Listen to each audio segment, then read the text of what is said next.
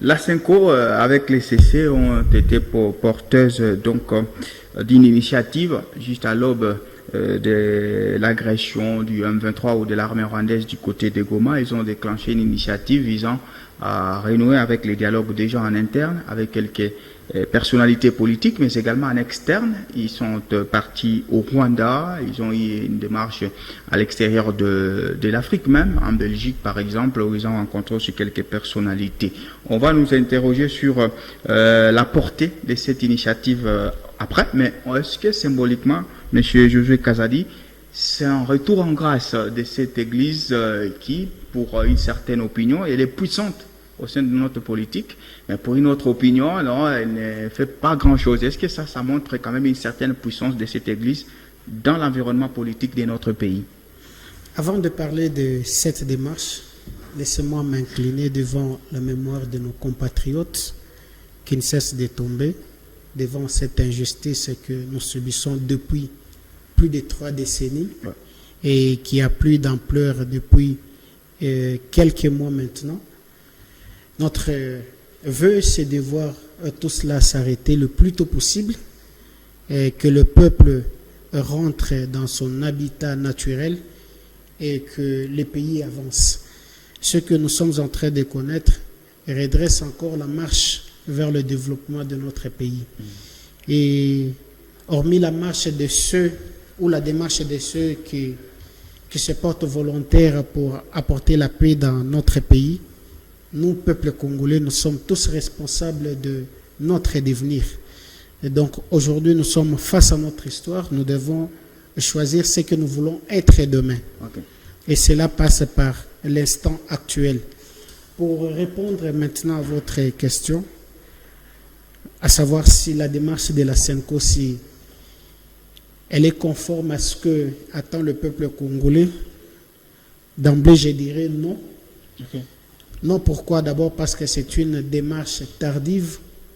Ce n'est pas aujourd'hui que l'Est de notre pays a commencé à être menacé. Aujourd'hui, on ne parle plus de l'Est, c'est le pays tout entier qui est menacé. Et les évêques étant des pasteurs représentés partout, dans tous les coins de la République, ils étaient déjà au courant de la menace qui planait sur notre pays. Et donc, si telle démarche il fallait, ils auraient dû la commencer beaucoup plus tôt. Ce n'est pas maintenant qu'il y a péril dans la demeure et qu'ils vont chercher à faire le sapeur-pompier.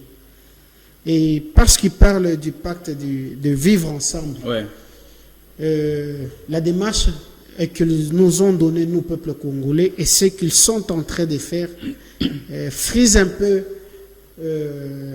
les consciences de ce peuple que nous sommes. Comment ça? Parce que quand on parle de vivre ensemble, nous nous demandons aujourd'hui, dans leur pensée, c'est vivre ensemble avec qui?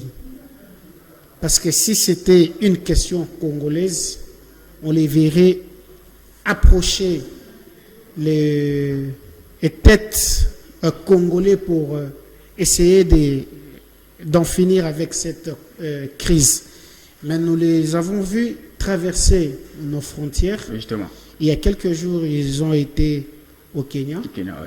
Ils ont été aussi auprès du Rwanda par l'entremise de son chef de l'État, qui est mis en cause ici par la nation congolaise, par les autorités congolaises. Et donc, si on doit parler du vivre ensemble, comme ils le disent, c'est nous préparer à vivre ensemble avec ces gens-là qui nous agressent. Ouais, parce que la paix, pour eux, ce n'est pas seulement une paix congolaise. Ça doit être une paix sous-régionale, en fait. La paix, avant qu'elle ne soit sous-régionale, elle doit d'abord être congolaise. Parce qu'aujourd'hui, l'instabilité n'est pas au Kenya, l'instabilité n'est pas au Rwanda, l'instabilité sévit au Congo. Mais elle est provoquée par le Rwanda. C'est nous qui disons qu'elle est provoquée par le Rwanda. Quand je dis nous, c'est le peuple congolais. Tout à fait. Et parce qu'eux parlent du vivre ensemble, ça veut dire que c'est une question qui devait se résoudre au sein du Congo avec les enfants du Congo. Quand on les voit traverser ailleurs, auprès de ceux qui convoitent notre pays, nous nous demandons si leur vivre ensemble n'est pas de nous amener aujourd'hui à faire des consensus et à céder qu'est-ce que je veux dire, à céder une partie de notre pays pour la paix. Je ne dis pas qu'ils disent ça, mais quand vous approchez celui qui vous fait du mal, c'est légitimiser d'abord ce qu'il est en train de faire. Et c'est ça que la SENCO et l'ECC aujourd'hui est en train de faire. Approcher celui qui fait du mal, et c'est même ça la démarche aussi du pouvoir actuel. Félix Tshisekedi, président de la République, ne veut pas dialoguer avec les M23, mais il veut directement le faire avec le Rwanda. C'est la démarche. Et ils sont là peut-être pour aplanir les chemins. La démarche du gouvernement comme négociation, comme vous le dites, ce n'est pas dans le sens de faire des consensus avec l'ennemi. Mais quand vous prenez la thématique de nos pasteurs et qui parlent du vivre ensemble, et je vous pose la question, vous, si vous avez des querelles chez vous dans votre demeure et que votre pasteur venait vous prêcher sur les vivre ensemble en intégrant le voisin, et qu'est-ce que vous aurez comme ressentiment? Je pense que les vivre ensemble, c'est d'abord entre Congolais, entre différents, parce que le Congo aujourd'hui est cosmopolite. Nous devons arriver à accepter cela et à vivre ainsi comme nation. Et c'est à ça que l'Église aujourd'hui, qui devrait être au milieu du village ou qui se doit être au milieu du village, devait nous amener. Bon, au-delà peut-être de la fonction chronologique, le temps, peut-être vous parlez que c'est trop tard de déclencher, mais en soi, la démarche, quand Goma a été agressé, on a vu tout de suite l'église catholique s'est jetée dans les bains. Est-ce que ça, c'est quand même un fait qui prouve que voilà, il est difficile aujourd'hui de dissocier cette église qui clame toujours être du côté du peuple de la politique? Puisque souvent, sur d'autres questions, quand elle essaie de s'ingérer, on dit non, l'église doit rester à politique. Est-ce que c'est si difficile d'être une église et de ne pas s'intéresser à la politique? L'église, d'abord, dans notre statut juridique, l'Église est membre de la société civile. Ça veut dire que l'Église fait partie de la vie quotidienne du peuple. Quand on parle de l'Église aujourd'hui, on devrait voir le peuple. L'Église devrait refléter ce que pense le peuple aujourd'hui. Est-ce que le peuple pense à avoir une approche avec nos voisins rwandais? C'est la question qu'il faudrait se poser. C'est la question que devait se poser le prélat ainsi que nos pasteurs. Si vous interrogez aujourd'hui le peuple congolais dans son entièreté, vous ne verrez jamais quelqu'un qui est prêt à faire consensus ou à parler aujourd'hui avec nos agresseurs. Même la politique, parce que vous parlez de ceux qui nous dirigent, au début, c'était qu'il fallait dialoguer avec le Rwanda pour savoir qu'est-ce qu'ils veulent, qu'est-ce qui nous divise, parce que nous sommes des voisins, nous n'avons pas cherché à être des voisins.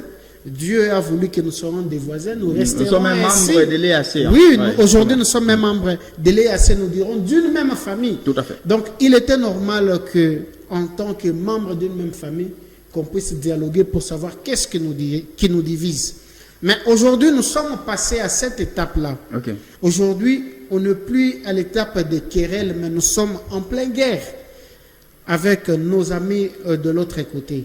Et la démarche même de nos autorités aujourd'hui, c'est aller vers les autres nations, comme la communauté internationale, pour montrer noir sur blanc que le Rwanda est responsable de ce qui nous arrive.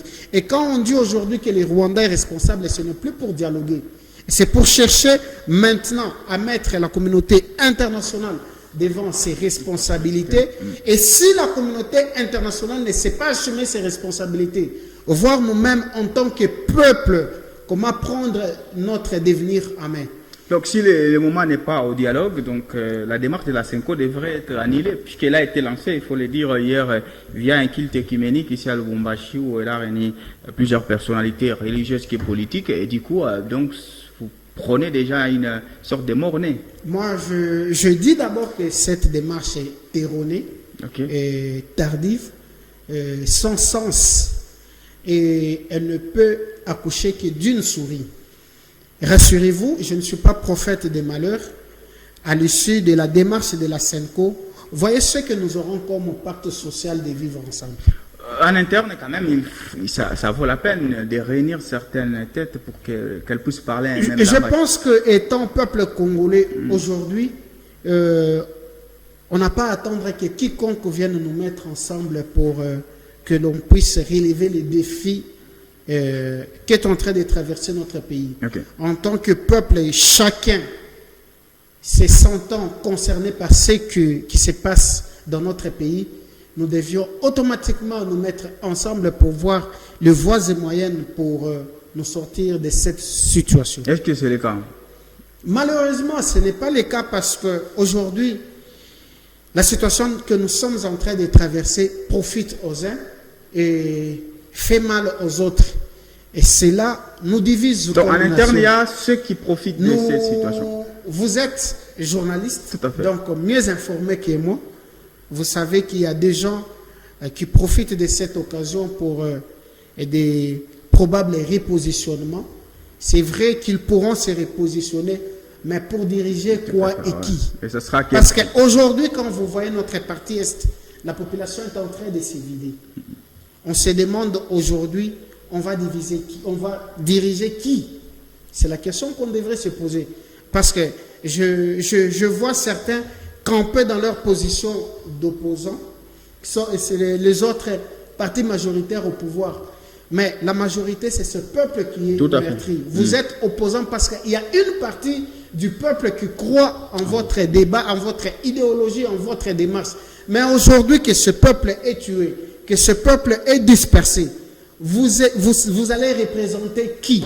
C'est la question qu'on devait se poser, c'est la question que nos politiques devaient se poser. Alors, nous sommes toujours accompagnés de M. Josué Kazadi, qui est donc analyste politique indépendant. Nous nous interrogeons d'abord sur le pacte social proposé par la Senko, mais également d'autres pasteurs religieux. Nous nous demandions si ça signait un retour en grâce de la Senko. M. Josué Kazadi, vous ne prophétisez pas, mais vous prédisez quand même que la démarche de la Senko, déjà qu'elle est tardive, elle va accoucher d'une souris. Alors, qu'est-ce qu'il faut? Puisque là, la guerre est là. Militairement, c'est vrai, le pays est déjà engagé, mais elle déclenche aussi d'autres options, surtout diplomatiques. On a suivi la ministre des Affaires étrangères, Thérèse Wagner, à l'ONU. Est-ce qu'aujourd'hui, la voie diplomatique peut-elle toujours être un salut pour la République démocratique du Congo? Aujourd'hui, moi, je pense que nous avons vidé toutes les démarches diplomatiques qu'il fallait. Avant que Goma ne soit assiégé, notre ministre des Affaires étrangères a traversé le continent plusieurs fois pour alerter la communauté internationale. À la veille même de ce qui s'est passé à Goma, nous avons vu le Conseil des Nations Unies s'est rassemblé pour ne rien donner à ce peuple qui est aussi membre de Nations Unies.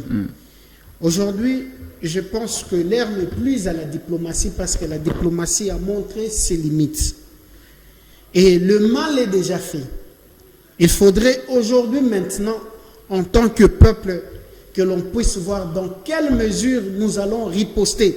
Pas riposter comme armée, pas riposter comme autorité congolaise, mais riposter comme le peuple congolais qui a été meurtri dans son amour propre. Donc ça doit être une riposte d'une nation, pas d'un camp ou l'autre. Tout à fait. Pas une riposte d'un camp contre un autre, mais une riposte d'un peuple et qui se doit grand, qui se doit d'être respecté, qui doit se faire respecter aujourd'hui ou jamais.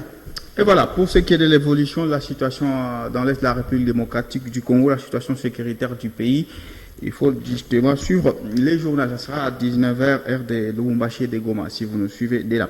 On va prendre la deuxième thématique, justement, dans ce numéro d'ici direct, toujours avec M. Josué Kazadi. C'est par rapport à quelques propos du secrétaire général de l'UDPS, Augustin Kabouya. Et là, des mots forts par rapport au diagnostic que lui donne à la gestion qui est donc la sienne. L'IDPS a rendu un mauvais service au chef de l'État, a déclaré Augustin Kabouya devant les militants. Alors, M. Josué Kazadi, vous êtes analyste politique. Par ces propos, qui sont justement de manière un peu générale, est-ce que M. Kabouya a-t-il sonné un échec de l'IDPS dans la gestion de ce pays? Personnellement, je n'ai pas suivi ça, ou je n'ai pas encore suivi sa déclaration. Aujourd'hui, tous les hommes politiques devaient penser nation. Penser IDPS aujourd'hui, penser tel parti, c'est l'égocentrisme. Et cela n'avance pas le pays. Et si l'IDPS parle encore de ces guerres fratricides, alors que le pays est déchiré, eux et qui sont dans la gestion devaient savoir que aujourd'hui plus que jamais nous devions nous taire et nous concentrer sur l'objectif qui s'appelle notre nation. On n'a pas besoin de nouveaux spectacles qui attireraient l'attention du peuple. Et c'est malheureusement ça que nos politiques sont en train de créer aujourd'hui. J'aurais voulu, si j'étais à sa place, rassembler les jeunes de mon parti ou les militants pour les appeler à plus de patriotisme, à plus de vigilance, à se mettre en ordre de bataille pour défendre notre pays. Je ne sais pas ce qu'il a à dire ça, je ne connais pas ces éléments de diagnostic, mais je pense que c'est cracher le venin dans la boisson des enfants, ce qu'il a fait. Alors, d'une manière un peu générale, après l'agression, avec la détérioration de la situation sécuritaire à l'est de la RDC, chaque politique a eu une position, a eu justement des propos. Est-ce que dans l'ensemble, pensez-vous que la classe politique a montré assez de maturité par rapport à ce qui nous frappe, puisqu'on n'est pas les premiers à être frappés? On a vu l'Ukraine, on a vu aujourd'hui une guerre du côté du Soudan. Est-ce qu'aujourd'hui notre classe politique a-t-elle réagi de manière mature par rapport à la situation sécuritaire? Parce que vous parlez de l'Ukraine, avant de répondre à votre question, je vais vous poser aussi une question. L'Ukraine est un pays orthodoxe. L'Ukraine dépendait de l'église orthodoxe russe. Avec la guerre en Ukraine, l'Ukraine a fait sécession de cette église en créant l'église orthodoxe ukrainienne. Avez-vous vu une seule fois le représentant de l'église orthodoxe ukrainienne aller rencontrer le président russe? C'est que vraie comparaison n'est pas Non, je vous pose la question. Non, ça n'a pas été le cas. Avez-vous vu une seule fois les imams de l'Iran aller rencontrer le président américain? Quand la nation est meurtrie et quand vous connaissez votre adversaire comme nous le connaissons aujourd'hui, il y a une démarche qu'on doit adopter face à cet agresseur. C'est pour vous dire que personnellement, moi, Congolais, je suis meurtri quand je vois nos pasteurs et ceux qui vivent avec nous approcher ceux qui nous font du mal. Aujourd'hui, en tant que pasteurs, ils devaient nous rassembler, nous en tant que peuple, pour savoir, dans ces cas, qu'est-ce que nous devons faire. C'est eux qui devaient ranimer la flamme patriotique. Je vous assure que leur démarche a divisé la nation. C'est une démarche qui a été proposée à tout le monde. Ils ont tout le monde, à qui? Même au chef de l'État, ils ont proposé. Aujourd'hui, en tant que pasteur, on doit se limiter au chef de l'État. Rassurez-vous qu'aujourd'hui, ceux qui sont touchés ou celui qui est touché, ce n'est pas d'abord le chef de l'État. C'est ce peuple-là qui se retrouve sans protection. Alors, il fallait d'abord approcher ce peuple et savoir ce que ce peuple pense de nos agresseurs, de nos oppresseurs. Le chef de l'État, c'est vrai, il est le garant de la nation, mais il faudrait aussi écouter ceux qui donnent du pouvoir au chef de l'État. Parce que le peuple est souverain primaire. Et si le peuple désapprouve cette démarche, ce n'est pas une démarche à encourager. Et aujourd'hui, pour répondre à votre question, nos politiques nous désolent.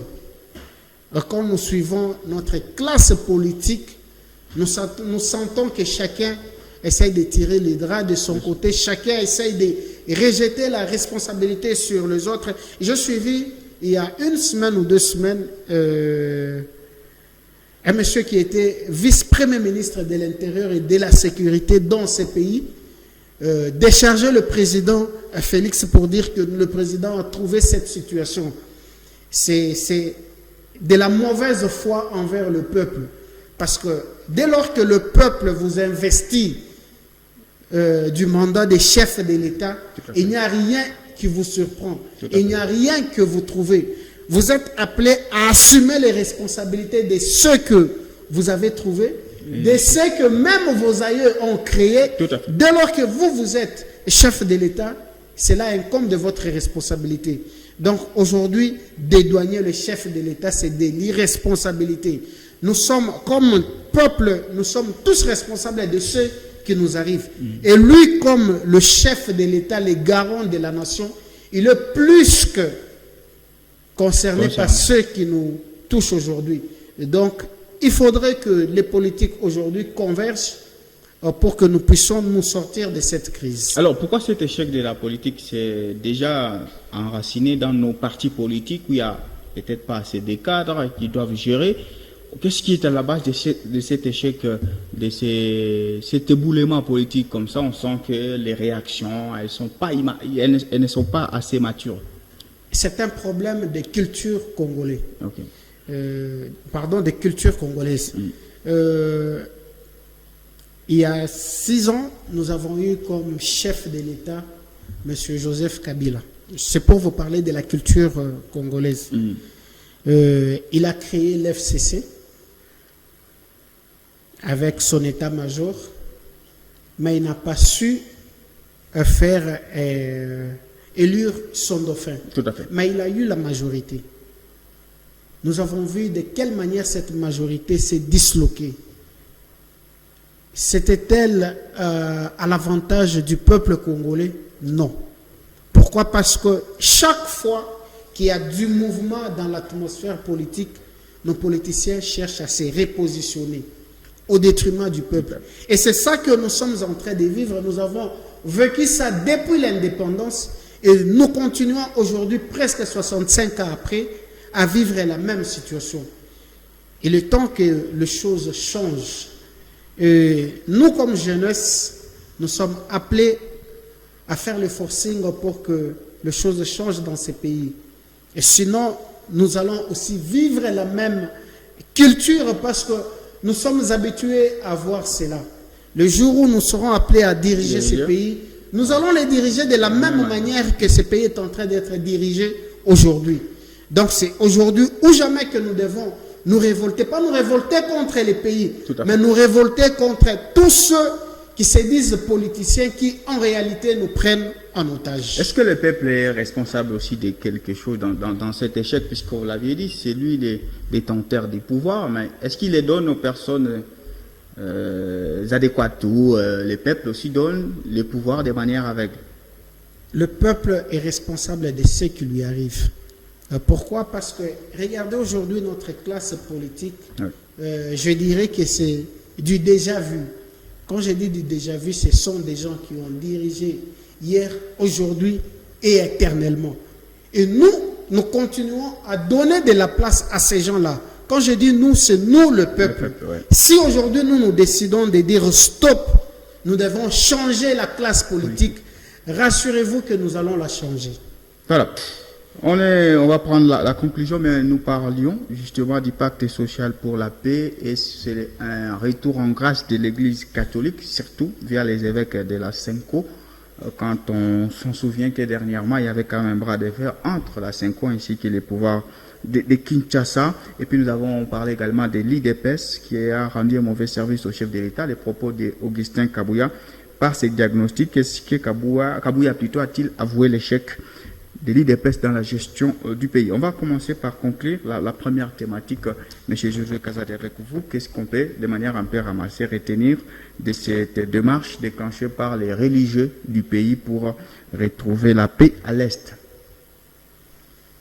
Je pense comme conclusion. Oui, je pense d'abord que la démarche de nos prélats, de nos pasteurs, ne va pas résoudre la question de la paix à l'Est de notre pays. Cette question, aujourd'hui, elle est devenue une question militaire. Il y a longtemps qu'on aurait dû arrêter et ne pas en arriver là. Et le mal est déjà fait. On ne peut pas reculer comme peuple. Aujourd'hui, nous allons négocier parce qu'eux veulent que l'on vive ensemble. C'est depuis 1960 que le peuple continue à vivre avec ses bourreaux. Allons-nous continuer à vivre cela? Et si il faudrait vivre ensemble, tous nous sommes au courant du cahier des charges de ceux qui agressent aujourd'hui les pays. Le peuple qui continue à enterrer ses morts, qui continue à découvrir ses morts, qui continue à soigner ses blessés, qui n'a pas encore séché ses larmes. Voudrez-vous aujourd'hui lui imposer encore ses corvées, l'imposer encore de vivre avec ses bourreaux, nos sœurs, nos mamans qui sont violées à l'Est et qui, aujourd'hui ou demain, avec ces pactes, doivent se faire protéger par ces mêmes personnes qui les ont tant meurtris. Vous pensez que aujourd'hui, en tant que peuple, nous devons encore accepter cela? Moi, je dis non. Et le peuple congolais, dans sa majorité, dit non. Pourquoi je dis ça? Vous avez vu ce qui s'est passé les dimanches dans les églises de Kinshasa. La police et l'armée a dû être mobilisées. Pourquoi? Parce que le peuple s'est dit non, non, nous en avons de trop. Il y a eu plusieurs conclaves, plusieurs séances de mise ensemble de ce peuple. Et au finish, le pacte social a toujours été déchiré. Par qui? Par les mêmes personnes que nous approchons pour vivre avec eux. Et si on vous parle, ou si vous rentrez aujourd'hui dans la généalogie du M23, vous vous rendrez compte que cela a commencé depuis belle lurette avec le RCD, qui ne fait que se métamorphoser. Nous sommes en train de vivre aujourd'hui avec un cancer, et pour vaincre le cancer, il faudrait amputer la partie qui touchée. Ou sinon, si vous gardez cela, vous allez endommager tous les corps. Alors, on va finir justement par là. Quelle doit être alors l'attitude, bon, peut-être de la population, de la jeunesse, mais surtout de la classe politique pendant ces moments de guerre? Parce qu'on ne peut pas se comporter comme on se comportait en temps normal, surtout quand on est politique en ce moment. Aujourd'hui, comme politique, nous devons avoir un discours rassembleur, un discours fédérateur. Il faudrait que le Congolais se retrouve au centre de ce qui se passe. Attirer l'attention du peuple. Qu'il sache aujourd'hui, même les enfants, même les bébés, qu'ils sachent aujourd'hui que le pays est en guerre et qu'ils sachent aussi qui agresse notre pays et pourquoi. Pourquoi je dis cela? Parce que aujourd'hui, tout peut arriver, mais le Congo restera Congo. Tant qu'il restera une seule personne au Congo, 2 personnes, le Congo subsistera. Il faudrait que ceux qui resteront, ceux qui survivront, sachent par quoi nous sommes passés pour ne pas tomber dans les erreurs du passé. Voilà, merci à vous. On va finir justement et naturellement par la rubrique carton, ce numéro d'ici direct de ce vendredi.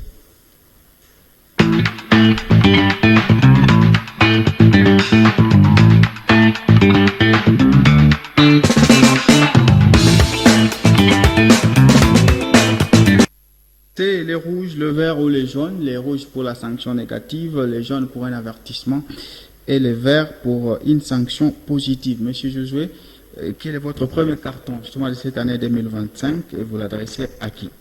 Malheureusement, l'arbitre que je suis ce soir ne peut pas user de tous les 3 cartons. Alors je choisis les cartons verts. Les verts, ok. Les cartons verts, je les choisis parce que aujourd'hui nous sentons la détermination dans les chefs du peuple congolais.